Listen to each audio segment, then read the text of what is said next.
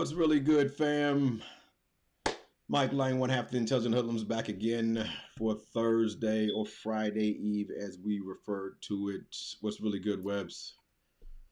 It's Friday Eve. It's Friday Eve. I'm so excited that it's Friday Eve. I just realized that you're wearing a Wonder Woman. Was that a sweatshirt? It looks like a Wonder Woman. Like, is it Christmas themed ish?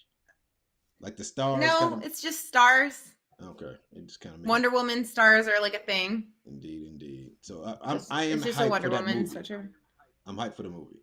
Oh, 1984 Yeah, I'm hyped for the or movie. whatever it's called. Is it 1984? I think it's Yeah. 1984. Isn't it going to be released on like HBO Max? Indeed. Somebody's innovating in this Yeah. space, Holmes. Innovating in the space. So I do not have to go to the movie theater to go see that flick, which is awesome. I can sit on my couch in my pajamas Yeah. and hang out. Yeah, I'm pretty pumped Hopefully, up for that too because I'll be honest, like the only time I'd ever go to the theater is to see superhero movies, and it's not like an experience that I'm super into or anything. It does get me out of the house, which is a plus, but I am totally fine with not sitting next to a bunch of strangers in a seat that God only knows who has sat in and done who knows what in. I facts, will keep to my couch. Thank you very much. facts. And like, so this is totally not what our show is going to be about, but like, I was talking to my mom a couple weeks ago. I was like, why don't these movie theaters? You would think that people would have, if I was a movie theater company, I would have argued. I would have looked at this as an opportunity, right? I would have went to the big movie houses and been like, "Look, fam, what we're gonna do is partner with like Uber Eats and DoorDash and stuff, and we're gonna bring that experience of the movie theater into people's homes, like meals, and here's this exclusive look at Tenet or whatever." I would have paid $40 for that. If you would have let me see Tenet with a meal sitting on my couch, I would have paid $40 for that. With no hesitation. No hesitation. Because I'm gonna buy Tenet on the 15th anyway. Like, I'm a Christopher Nolan fan. I'm gonna buy Tenet, no sightseeing. I've never seen the movie before, I'm just gonna buy it. But the fact that Warner Brothers was willing to piss off the Hollywood elites and say, we're just gonna stream this deal, it makes you wonder if other people are going to do, especially given that right now or just past, Disney had their investor call. All the stuff that Disney is rolling out, like essentially they're bypassing movie theaters with all these Star Wars franchises. Like, are people not paying attention to this? Like, what's going on? What do you think, Wes? I think that as a society, we are very reticent to innovate, especially in certain areas. Like if there's any inkling that you don't have to innovate and you can maintain the status quo, I think people will.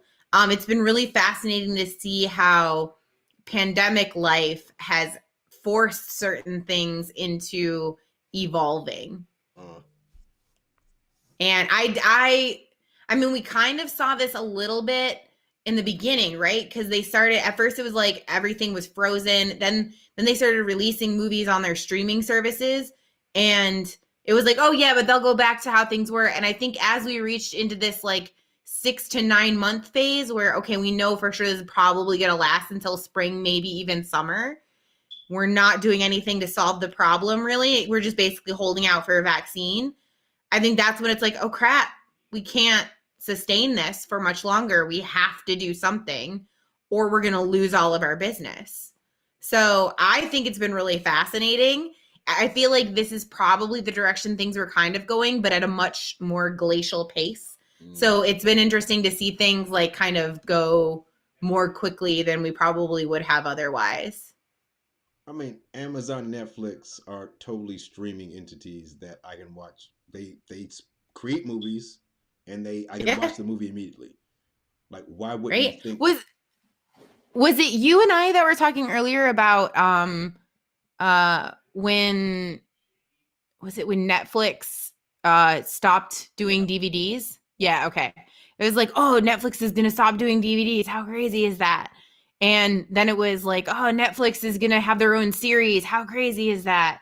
They're gonna have their own movies. How crazy is that? Like, I don't know. At some point, it feels like how crazy is that, especially in 2020. Just doesn't isn't surprising. Like, why wouldn't that be a thing? But like, and we've had some previous conversations today about this subject, but like people afraid to dream bigger, you know what I'm saying, and kind of just look at Oh things yeah, from the but perspective like, that sorry, go ahead. no, go ahead. Oh, I was gonna say, like, look at education. Like, education is a perfect example. How many people are just clamoring to get back to the way things were? Like, I heard it a bunch this week about, like, oh yeah, well, when you're back face to face, when you're back face to face, when can we get back face to face? Like, why are we not taking this unique opportunity and capitalizing on it as much as experiments up the wazoo, see what we can do, see what can happen. But no, instead we're just sitting here like, which is ironic because it tends to be the folks that are like, when can we go back, who are also criticizing those of us who opt to stay inside and only go to the grocery store and limit our outside contact as like living in fear. Like, I'm not in fear of anything. I'm just not an idiot. But it's an opportunity. Like, again, this is totally not what the show is about tonight. But, it's literally once in several generations that things like this happen. Like, but it's breeding ground for ideas. If you are a true capitalist, you should be licking your chops right now in terms of how do I go and make money right now? And that's where you have the myopic view of how education works in terms of the only thing we moonwalk into the future. Like that is what education does. They do not look forward, they look behind and inch forward backwards, right? And you have and you had an opportunity had you jumped on it early to say we're just going to take this year and we're going to figure out what the next school year looks like. And parents, community people, what we're going to do is have these virtual opportunities, these virtual like community shares where people kind of say, hey, we got a chance to like reinvent how education works in our locale. What are your ideas? Cool. Let's do these design sprints very, very quickly about, hey, this is what it could look like, or this, or this, or that, or this other thing. Oh, cool. Now, we're telling you right now that we're going to be doing this stuff, and your kids, we're not going to sweat your kids' grades. Like, don't worry about that. Just be cool.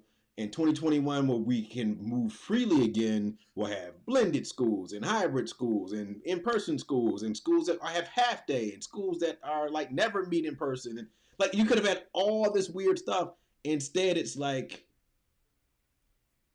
we're just gonna sit on our hands until we can go back to the way things were. And that is the most frustrating thing. Also, the idea that the way things were worked flawlessly for everyone. Can we please not continue to spread that? Because there are plenty of kids that were underserved, that were unserved during that normal time that we're also eager to get back to. There are plenty of kids that were not doing well under that model of things. Bullied.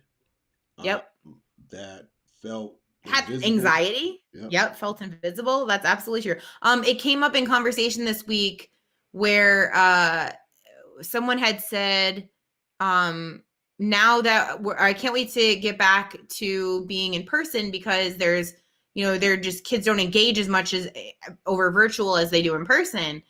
And my question to that was, is it really that they're not engaging as much as they were in person, or teachers notice it more now?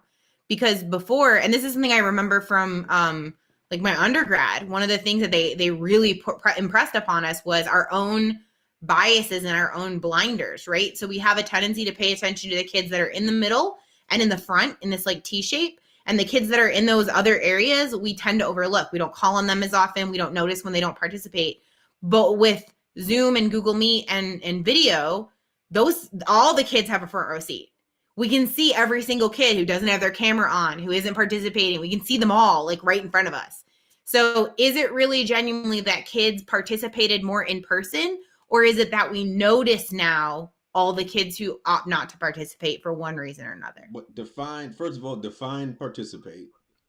Because that's always, and when I was a kid, I didn't say anything in class. Nothing. I just wanted to be left alone. I will do your work, but don't call. I'm not interested. I will pay attention to what you're talking about, but I do not feel like uttering, especially when I got to middle school and my voice started cracking and your skin breaks out. So you don't want to draw attention to yourself. Like, hey, yo, or at least I didn't want to draw attention to myself. I'm going to do your work. Just leave me alone. That's essentially how I operated. And what I really dig about about virtual learning is I've had yesterday and the day before. I want to say there was maybe one class, and that was the kindergartners, in which all the kids had their cameras on. Other than that, everyone turns them off, and I'm totally cool with that. Go do what you need to do. Handle your business. Now, if I'm doing something that intrigues you, that makes you want to participate, then okay, great. But unfortunately, I think that teachers and education in general didn't have to deal with what entertainment had to deal with, right? Like I can change the channel anytime I want. If this show gets boring, I change the channel. Teachers, because we coerce students into being in those spaces, they are legally required to go to those spaces. Like, hey, we hold them hostage.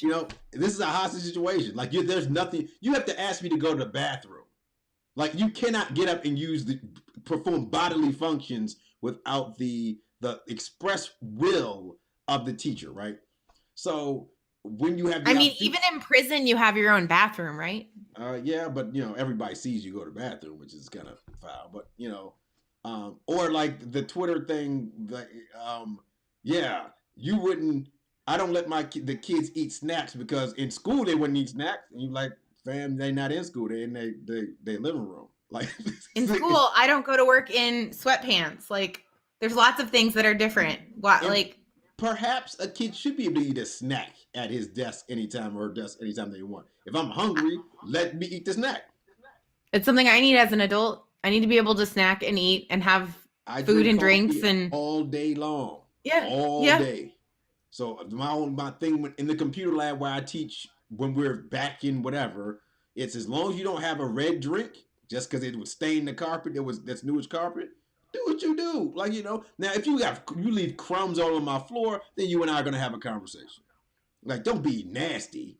But in terms of you being able to eat a snack, one would assume that human beings, when given the opportunity to eat snacks, would eat them like human beings, right? Yeah. One would assume. It is kind of interesting too. I was thinking about that because I was talking to somebody about kid learners versus adult learners. And the person I was talking to was like, oh, well, that's okay for kids, but not for adults. That's okay for kids, but not for adults. It was like, keeping your camera on and expectations around like when you participate and when you don't and all that kind of thing. It's like, why? Why is it any different for kids? Like, kids are totally capable of knowing what they need and what they don't need and like what works for them and what doesn't work for them if you have a conversation with them most of the time. Like, why do they have to be like regulated and adults are free to do whatever they want? Anyway, we've spent 15. It's true. It's true. That's what we've always done. So, so that is a small exposition, I guess, to the rant, the main House of Weird. We're going to talk a little bit about portfolios. It is close to the winter holidays, so shout out to my Hanukkah people, shout out to the Kwanzaa people, shout out to the Christmas people, and shout out to anybody who makes up their own holiday to celebrate at any point. Festivus. I have several. I have several made up holidays. None of them are now, though. Okay, so you don't have any Festivus type situation. No. That I am not a Seinfeld fan, but I watched that Festivus episode over and over and over again because it is hilarious. It is one of the greatest episodes in television history in my estimation. It is great. It's great. Very cool. So I'm just like super pumped that we will get the 2 weeks off as well, because like I'm not drained. I just need to recharge a little bit, Webs, to keep it 100. It's a normal human thing. Indeed. So we're going to talk about portfolios. Especially during a pandemic. Oh, yes, indeed. So we're going to talk about portfolios, and we're going to talk portfolios in terms of ensuring that like we capture kids learning and the kids are able to stylize that space, right? And that's why, I know there's tools like Seesaw that have portfolios and stuff in it, but the kids can't really customize what that looks like. My colors, my logo, I can make it really, really cool. Kind of giving kids a canvas, if you will. Shout out to our cohort that's starting on Saturday, but giving them an opportunity to, like, to really to customize their space. So, Webs, as a software developing type person, is having a portfolio an expectation? And if it's an expectation, why is that an expectation in your profession? Yeah. I mean, as a software developer, it is an expectation that you have projects that you can showcase. When I was looking for a job, my first job in tech, one of the things that I made sure to do was I set up a GitHub page.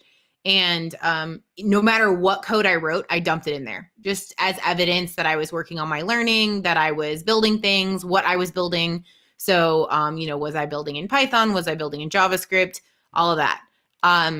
I think too, even outside of software development, there are a lot of jobs that they look for portfolios. Any job that centers around graphic arts or design or anything like that, they'll tend to expect a portfolio. It's also a great way to just showcase the work that you've done, even as a teacher. That was one of the things I started doing in my last couple years was I set up a website where I housed some basic projects that I worked on. The birdhouse out of the recycled materials, I put that up there because that involved like math, science, ELA, because I had them also do like graphs around it. Or no, that was a survey says. That was a different project. But just the same, like I made sure to include those projects just to give demonstration of like, this is what my lesson plans look like. This is what student product looks like.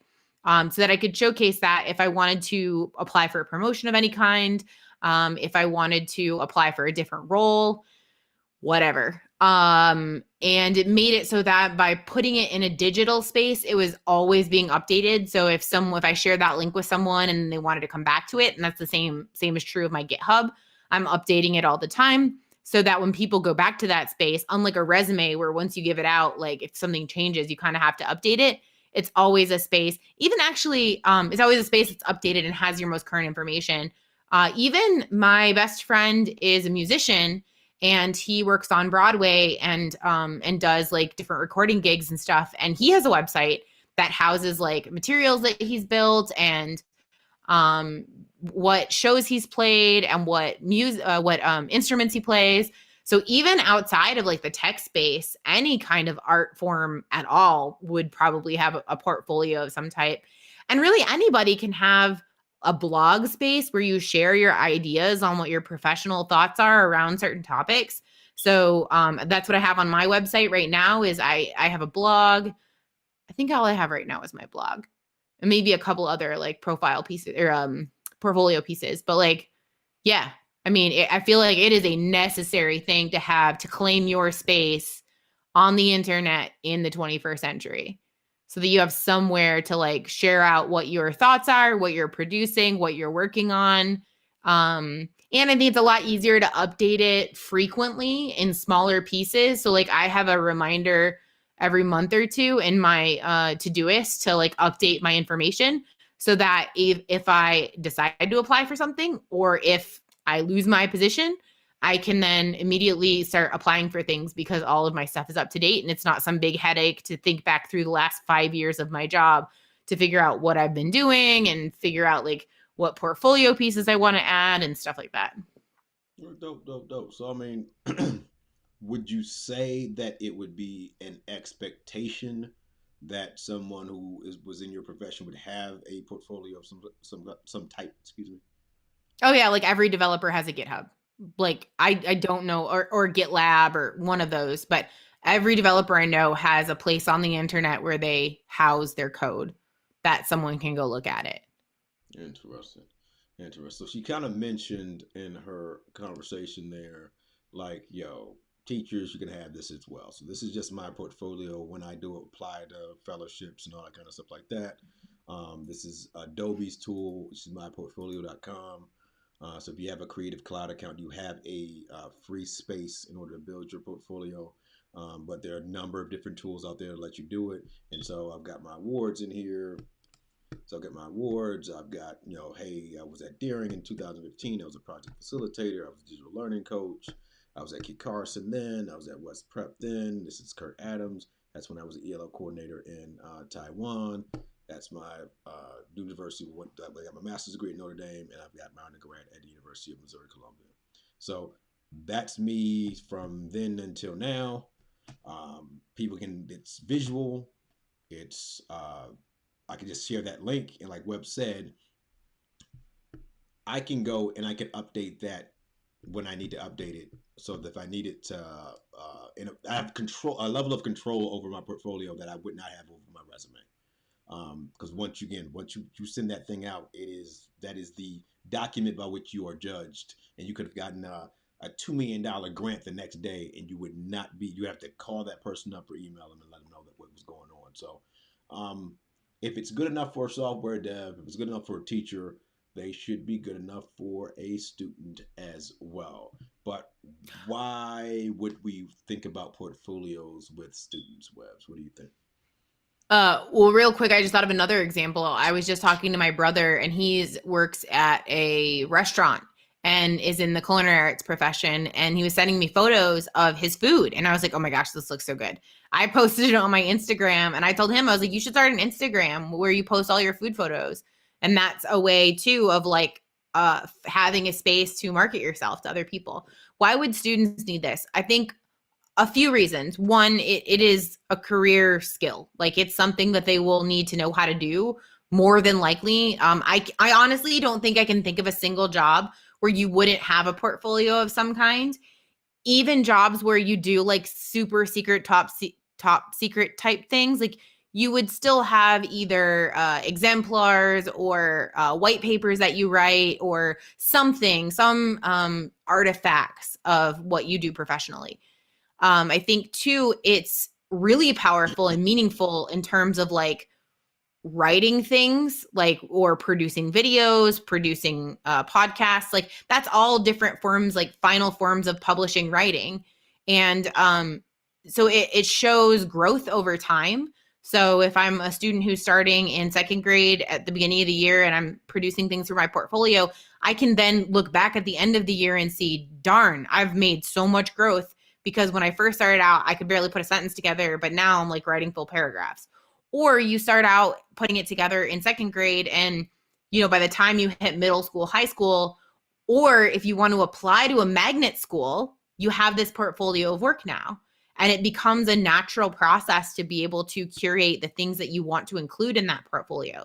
Because over time it's going to grow and you're probably going to want to like either pare things down or archive things or rearrange them. It's also an exercise in like, what things do I want to showcase front page and what things can be anecdotal, which is basically the process you have to go through for trimming down your resume as well. So a lot of this is very like, higher level reasoning, analyzing, and then evaluating, making decisions on what are you going to include, what's going to get priority. So I think that's all very practical skills you need for any job. I would agree, and I think that it's also a scenario where it's going back to the Aptosis framework. It's an opportunity for me to customize and present myself to the world in a way that I see fit.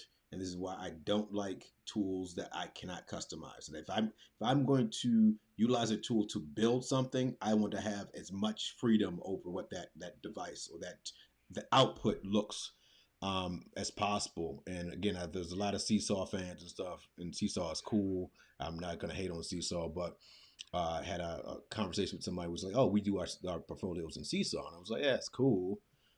Because if you buy the Seesaw for schools, the kids' portfolio kind of just travels with them, and it's not more of a portfolio; it's more of a back package type thing because you don't customize, you don't really like do the Uber, the building your logo in there, and do I put the like really sassy colors or do I? You don't really do that, right? It's more of a tool for the adult to see what your journey through the 5 years rather than a tool for you to present yourself to the world and say these are the things I value, this is really cool, here's my little commercial that I built about what I just made in art class or whatever. And I think that there is should be a very it's a very important thing to me to be able to be as creative as possible as often as possible and to own the means of production. That you give the student a task and that student has as much freedom as necessary in order to still um, fulfill the spirit of what you're talking about without everyone's project looking exactly the same. And shout out to Kathy Hunt. Like that is one of the things that has always stuck with me, is hitting me in the back of the forehead. I think Webbs, you kind of talked about this earlier today too. If everyone does something and everyone's project looks the same, then fundamentally, what was the reason why we did that project? It's not a project of everyone's output. It's exactly the same, and I don't get to choose. That's the other thing. Being able to choose what I put on my portfolio, right? So not stuff is just like railroaded in there because everyone's going to put their math project in there and everyone's going to put their so-and-so in there. Let me choose the exemplars that represent me the best, how I present those things to everybody, and how I rock and roll. So, yeah, very, very important. In terms of like the why, but like, how do we do that? Like, given the, I was on a call this morning with some state superintendents, and one of the members of the call was talking about we're moving toward the competency-based model in the state of Nevada, and one of the members of the call said, "Hey, how do we do this, given all the other things you have to do during the instructional day? So how is this something that's palatable to a teacher, given that they have to do all this other stuff, like ideas webs?" I mean, I don't see it as really very like an extra. I mean, depending on the tool you choose to use would determine if there's any additional teaching needed to use that tool. So for example, if you're using Google Sites, maybe you need to teach your kids how to add pages to Google Sites or how to embed things in Google Sites. If you're putting it in a Google Drive folder, maybe it's a little less of a lift. But really, like, the things that you're adding shouldn't be in addition to.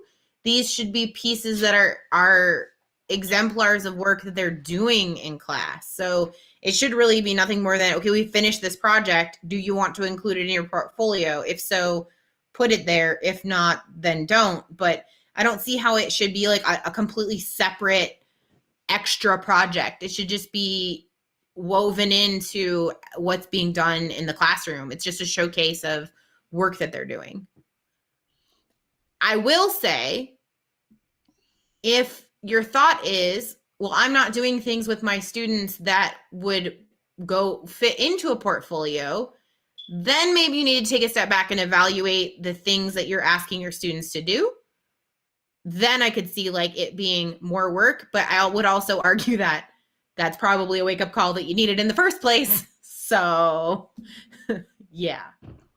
So I'm going to take portfolios two different ways, right? Like, I'm going to say, yes, the how would be just as you described it. Like, yo, this is a place just to say we did this. They had to go and create a commercial about fractions. Great. I want that on my portfolio. I want the conversation of me and the governor talking about ed reform in the state of Nevada. I want that on my portfolio.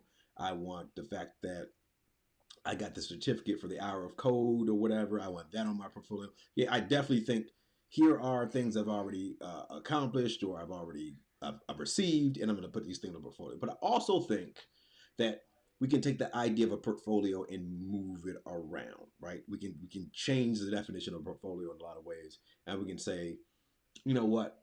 What if we had to design portfolios after specific problems, right? So great, we're going to do a portfolio about our design work for designing a new flag for the state of Nevada, right? Here are my iterations. Here's my thought process. Here's this little blog. Here's this artistic rendition of the flag in the prototype form, and here's me and my crew with the flag. Well, that's still a portfolio. It's showing me from start to finish from a particular project. And that portfolio can be part of a larger body of work or something like that.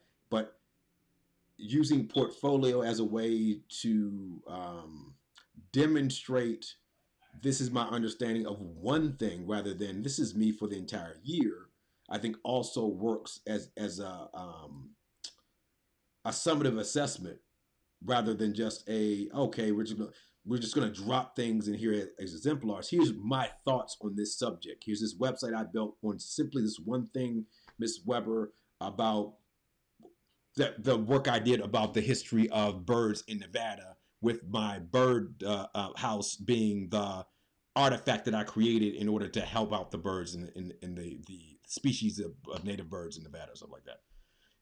Then it's So go ahead, Webs.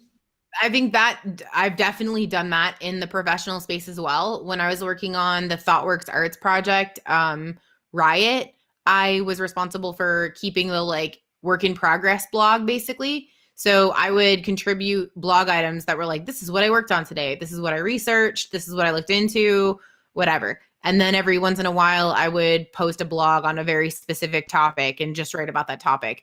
And over time, that blog became like a portfolio of the work in progress or the timeline of work that happened on that project, which was pretty cool.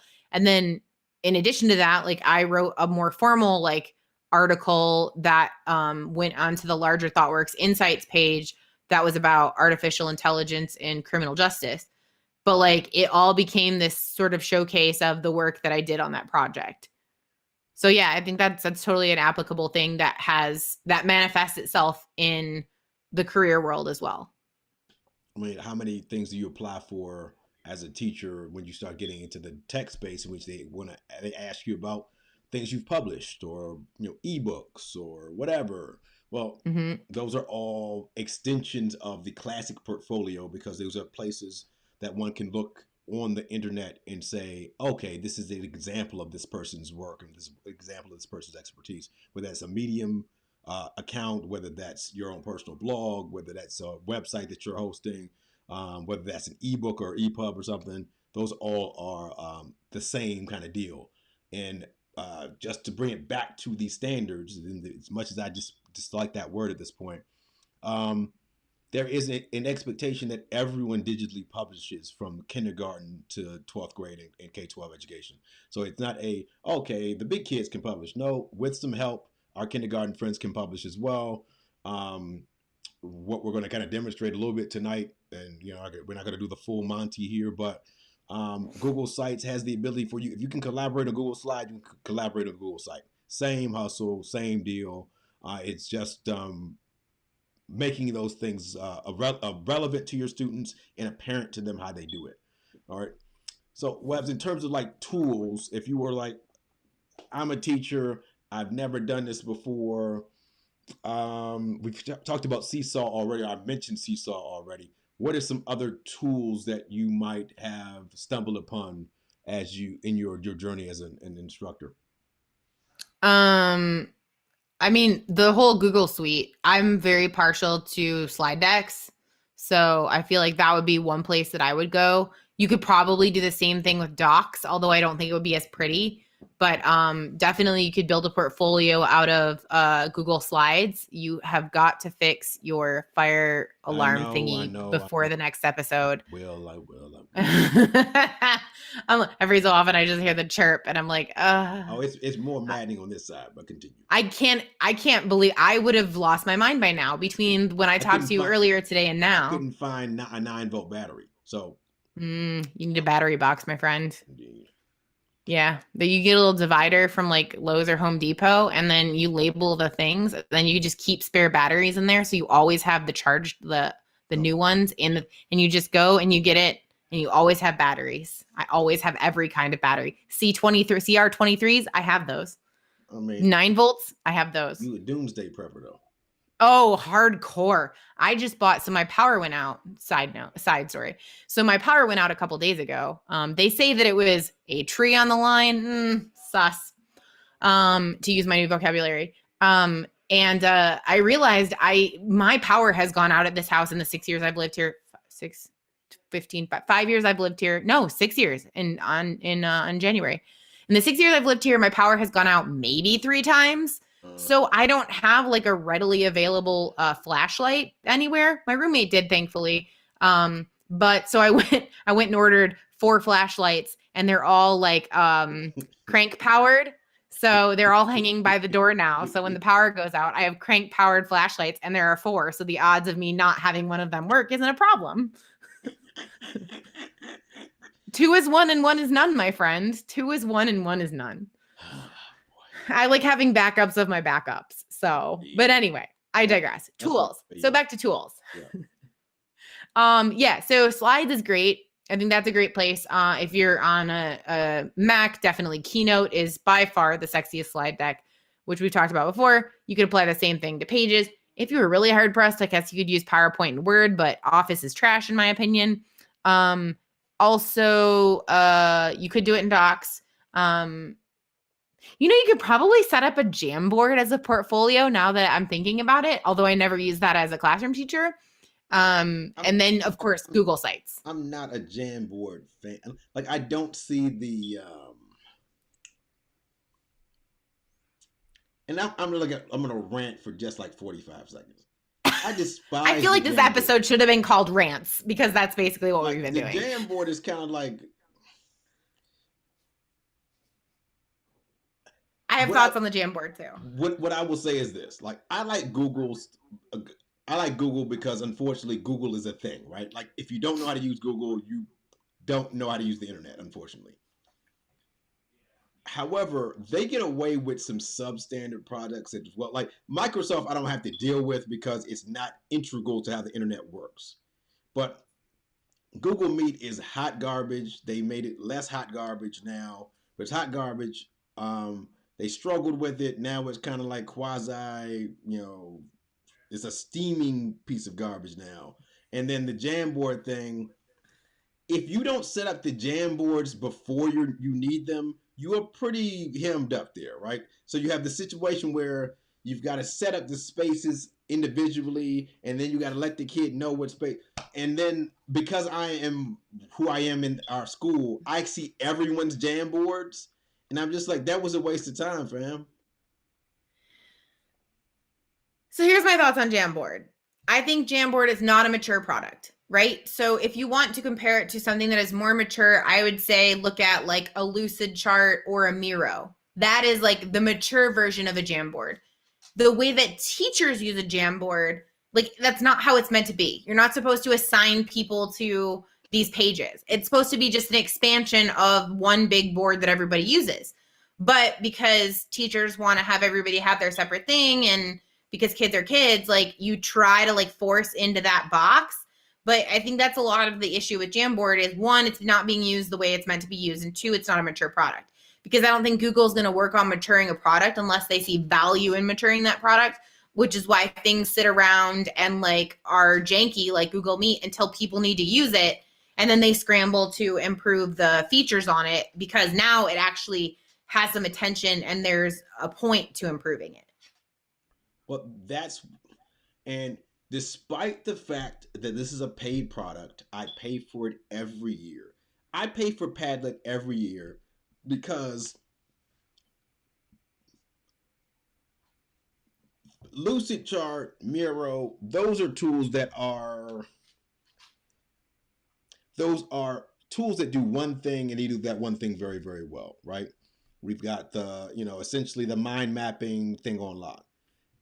Padlet is such a Swiss Army knife tool for back channels, for the mind mapping, for categories, for video, for audio, for everything. It is worth the price of interest. I think too, Padlet is more geared toward the classroom and for using with multiple inexperienced users. Yes. So you could create columns and each kid has their own column. You can set up those different guidelines. It just feels more created with the classroom in mind versus like a Lucidchart or a Miro feels more created with an adult audience in mind. Like especially Lucidchart. I think Lucidchart is really more for building diagrams of things than it is like using it the way that you would use a Padlet. I mean, I've done it, but okay, for example, Lucidchart, when you resize a Post-it note, it doesn't resize the text inside of it. Why not? That seems like a very obvious feature. But anyway, we got popular with teachers. I guess they would fix that, but so I'm gonna say, all right, look, like if we're talking about tools, the very first one is Padlet to me. Now, in theory, if you buy the product, you do not have a limit on how many Padlets you could have. So I could assign one Padlet to every kid in my class if I was just excuse me, a regular classroom teacher. I could assign a Padlet to an entire class. Say I'm a secondary teacher, I have different periods of kids. If I didn't want to assign it to a period, give kids a column.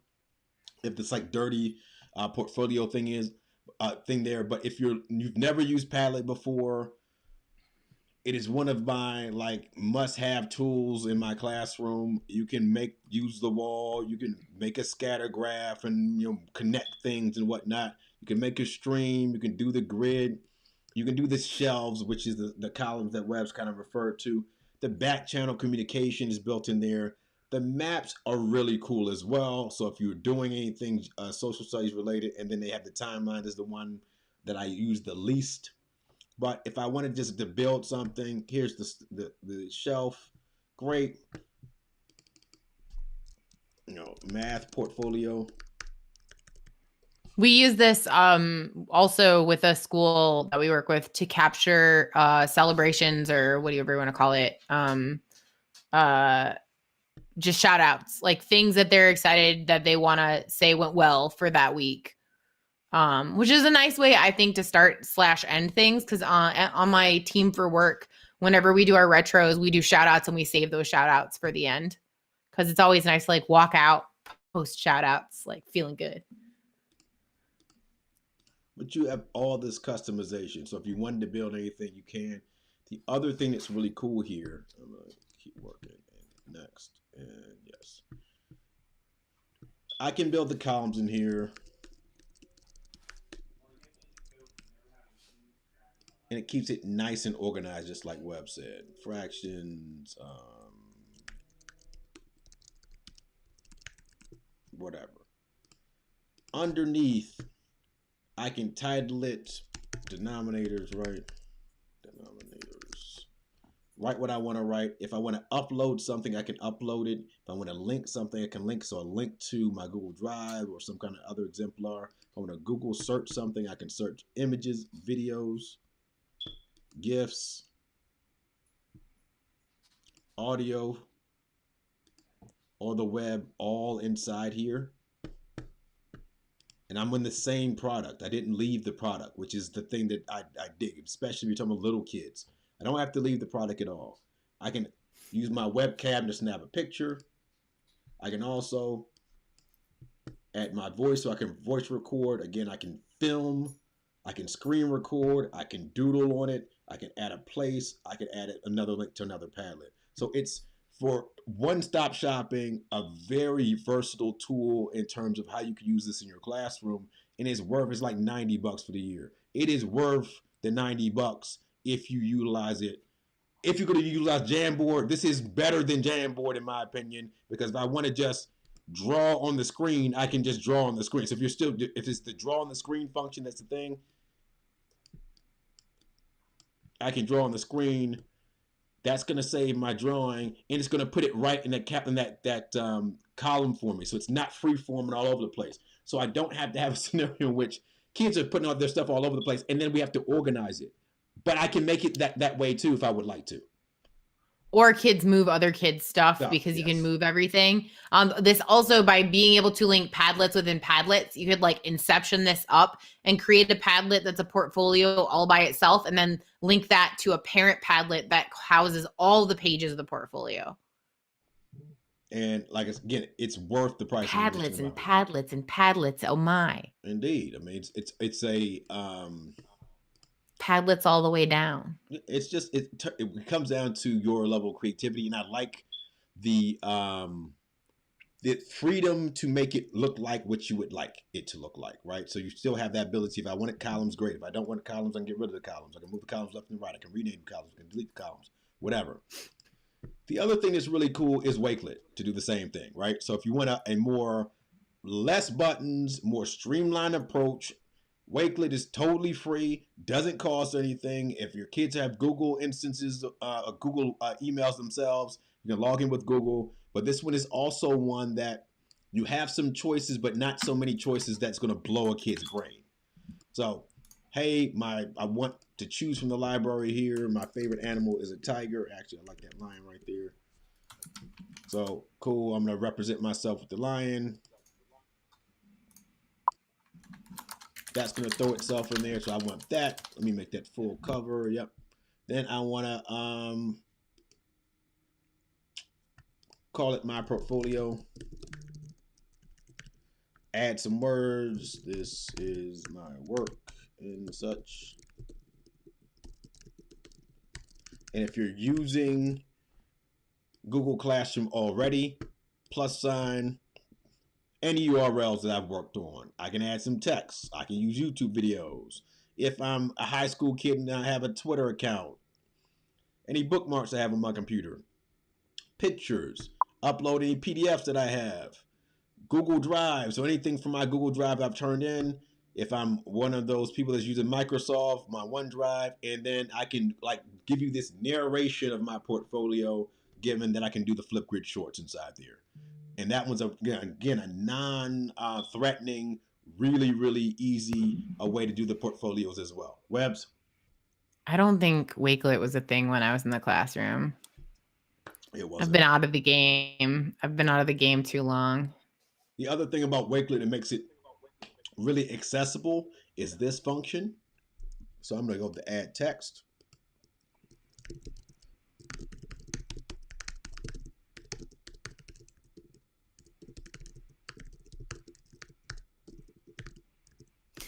We used EduBlogs when I was in the classroom.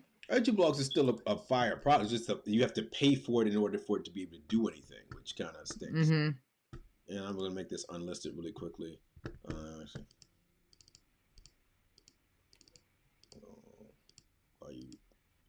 That's what I want you to do.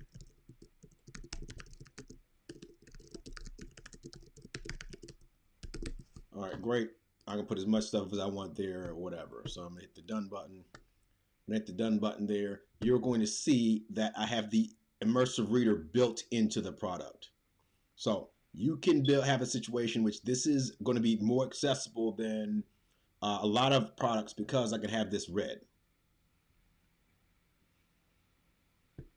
This is my And as everyone knows, we're big on accessibility here at the Intelligent Hoodlums. And you can change this deal as well and change it by translating the language.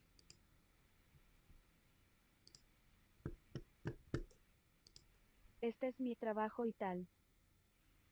So if you're looking for that accessibility there, that's there. Hit the share button. I can share it directly back to the Google Classroom.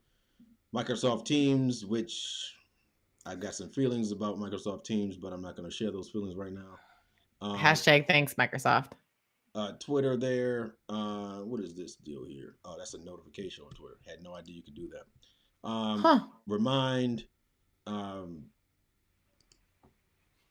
That's Reddit. I always forget Reddit. And then Facebook. But I can, if you made the portfolio project, I can send that right to Google Classroom and I have to worry about it. And also export it and embed it. So if you're using Canvas, just embed that right into the thing. God bless America. Keep it moving. All right. So the Wakelet is there. The other thing to deal with is Google Sites. And I just want to say I also want a hat that says, God bless America, keep it moving. Indeed. We may have to put that on a t-shirt too. Got all these t-shirts and stuff on my computer that I have not published. I promise you by Sunday I will have some of these things up on our spreadshirt. I'm adding that to the Nifty right now and holding you accountable. Do that, George, because I have the SVG files. I just haven't fooled with them. In terms of the portfolio thing here, I mean, you as teacher, it might seem like, oh my goodness, this is so much work. You can go right into, let's actually start from the beginning, Webbs, because why not? You have a bunch of templates. I just heard your phone buzz because I just assigned something to you. Indeed. You've got templates already built, so you don't have to go and create a scenario in which you're starting from the beginning. So you got dog walkers, a dog walking small business, whatever. This is also great ideas for realistic projects for your students, like build a website for your dog walking business or whatever. All right, those things are there. But do an invite for your holiday party. Bada bing. I mean, that might be a really cool project to do for the last week before we go out for winter break. Any other things that you can utilize?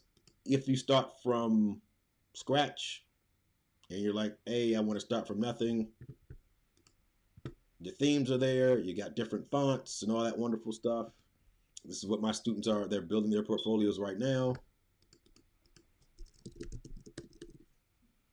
And I think the nice thing about this is themes give them choice so that they can customize it. There are color options they can adjust. It gives them different fonts, but they don't get so much choice that it's overwhelming or that they get lost in the choice. One of the things I remember from when I was working with students doing slide decks, like when we, like really early on, when slide decks were basically our only option, is that students would get lost in just the color picking of their fonts and like all the different fonts they could go through. They would spend more time on fonts and the color of their font than they would on the actual project.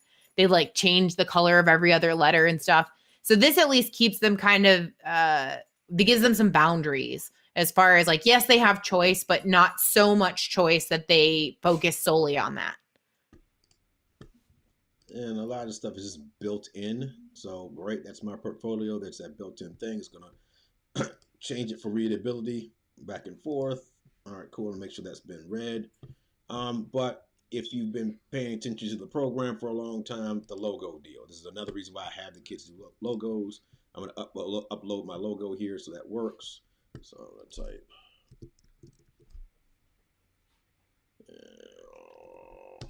Forget that I have it here like that. Find it. There it is.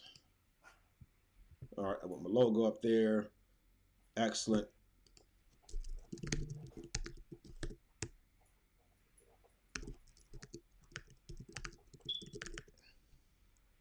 Favicon, that's going to go on your little tab up there.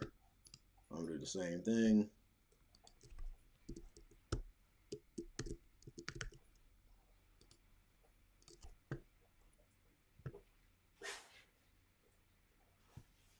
Great. You'll notice that is now, you can't really see that very much. That's a problem. So where's my little, I'm going to go back and edit. If you go to navigation, you can make that white. So now you can see that very, very nicely up there. Great. I'm also going to say, I don't want the navigation to be on the top. I want it to be on the side. So it goes down this way just to be different. Portfolio. Excellent.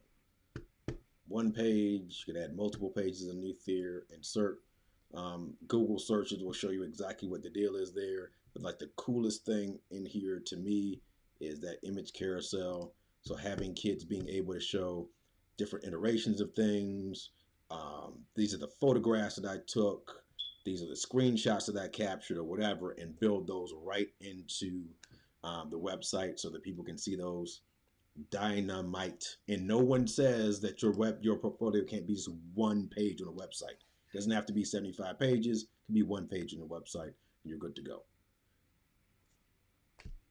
So another thing I really like about Google Sites is that it takes the mobile friendly aspect like work out of it. So it will automatically adjust for desktop and mobile. So it makes it so that the site is very easy to read on mobile. It resizes and is oh my gosh, what am I thinking? It's I'm really having a hard time with words. Responsive, yes, it's responsive, which is great if you have an audience like a family member who's viewing on a cell phone.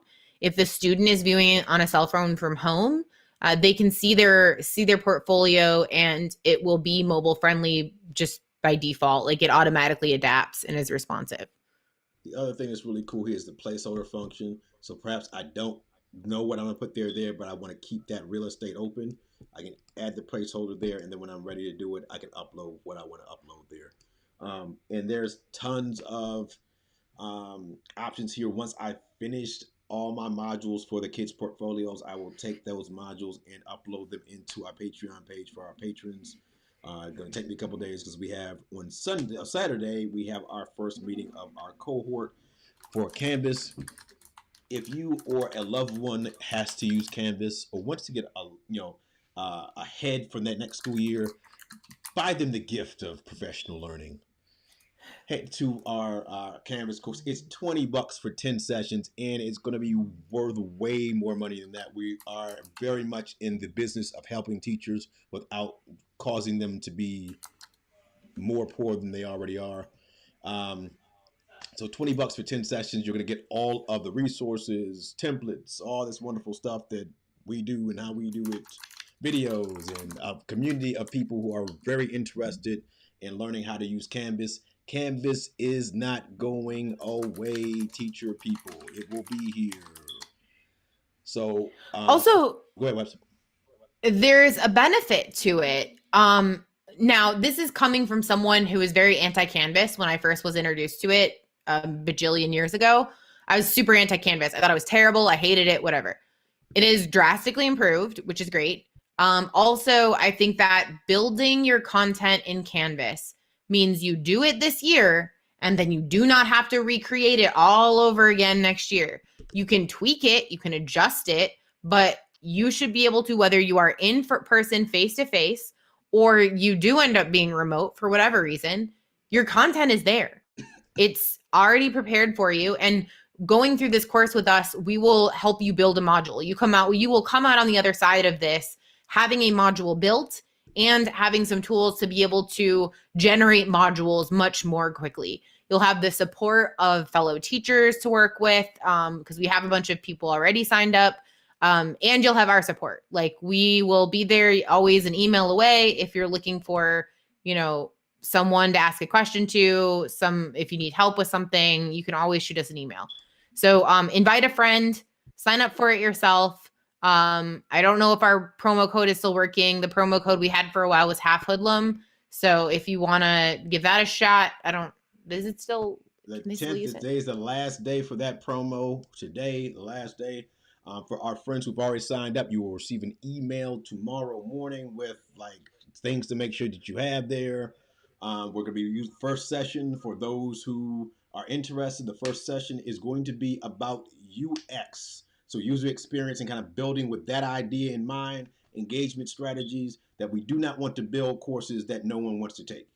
That is kind of the first deal, and kind of looking at it from the perspective that as teachers for far too long, it has been, you will learn the way I want you to learn. If you don't learn that way, I fail you. And that's kind of not cool, right? So the big takeaway when I first started to get involved with Canvas was, if it's not engaging, if it's not something that someone wants, if it's not something that's going to be pleasurable and comfortable for the learner, then people opt out of it. And if people opt out of it, then you get angry and they get angry, and then we're angry at each other, and no one benefits from that. So we're going to look at personas on Saturday. We're going to build some personas with the idea that when we come back and meet in January, we're going to start looking at just the building blocks of what a Canvas course could look like, and taking that one unit that you already have. You should already have a unit already prepared, because this is December. One thing that you got knocked out, we're going to take that and make it really, really attractive. And then hopefully, just like any other muscle, the more you use the Canvas muscle, the better you're going to get at Canvas. And then you can pretty much ride off into the sunset for the rest of your career, because all you have to do is continue to revamp your stuff. Speaking of which, PBS and Google, a PDE course is coming live in January as well. That's a PDE course if you're a Clark County School District teacher that I run, that shows you how to use PBS Learning Media and Google tools, and I'm adding Canvas into the mix. So how to use all three of these things in order to make a very cool Canvas experience. So that is going to be live in January. It's an asynchronous course. Unfortunately, I usually give people 6 months to do the 15 hours. The PD people are like, no, you can't do that. So it's been condensed down to a month-long course. Still enough work for you to get through. Costs a little bit more, $70, but you get PDE credit for that guaranteed. Anything else, Webbs? Yeah, I'd say too, with the Canvas course, it's going to be paced so that it won't be a bunch of extra work. So if your concern is like, oh, I don't know if I can handle any additional work right now, it will be probably just a chill, fun time hanging out with us on a Saturday. And again, there's no pressure. Like whatever you can do is what you can do. Whatever you can absorb is what you can absorb. I don't know if you've noticed, but we're kind of chill people. So if you are someone who's either already signed up or has experienced our professional learning before, please share your thoughts with people in your groups, in your social media circles, in your PLNs, whoever you talk to, like share that information out for good or bad, because genuinely we, you know, if we're not doing a good job, we want to hear about it. We want to do better. And if we are doing well, share that with other people so that they can also benefit from it. Facts. And also remember Canvas. The cool thing about the cohort is people can build modules with and for you. It's not like Google Classroom where it's like, hey, we can build modules together. So the reason why the cohort is powerful is because you got to do even less work. You can collaborate with somebody else and say, hey, I want a module that does this. Let's build it together. And now we have a module that's done and we can switch off and play tradesies. So that's why we did it the cohort style. Go ahead, Webbs. If you invite your entire grade level or department, you can work together and we'll have that time carved out and we can coach you into how you can divide and conquer your work so that you're all doing less work. Absolute facts. That's why we're doing it together. So if you are interested in that and you're like, hey, we want like a discount, group discount for the grade level, like shoot us an email. We'll see what we can do. But even if you missed the first one is kind of just like the setup for as you go into winter break, you're thinking about things. So then when we come back in January for those 2 sessions in January, again, 1 hour sessions. In the 1 hour, we will show you something, how to do something. Everything else will be pre-recorded, PDF'd, whatever, and you can go at your own pace. And you're not going to find professional learning for $20. Nowhere. And again, I'm not going to toot my own horn, but I'm pretty dope with the Canvas. So when it comes down to it, you're getting a $2,000 value for $20. I'm just gonna keep it 100. Which the next time we have this thing knocked out, we're gonna charge people $2,000 to do it. Because I think we're gonna. I'm not. No jokes. Get it now. So at the very low price. It's like when I went to see John Mayer for $8. How'd you do that? Because he wasn't popular. Nobody knew who he was. I saw him at Eastern Michigan University in like 2003 or something. Interesting. Yeah. Interesting. That's very interesting. I saw Kanye West when he was just like normal person in St. Louis. He wasn't even a headliner. The headliner for the concert was Common. There's Common, Talib Kweli, and then like Kanye West shows up and we're like, who was this guy? Like Through the Wire had just come out. And I was like, okay, he cool, but like, who knows who this person is? Then he runs for president in 2020. So indeed, who knows? All right, Webbs, any closing, parting shots, wisdom, anything? It's Friday Eve. It's Friday Eve. It's Friday Eve. Teacher friends and parent friends, you got 1 week, and then we are finished. 2020 is almost over, which, you know, thank sweet baby Jesus for that.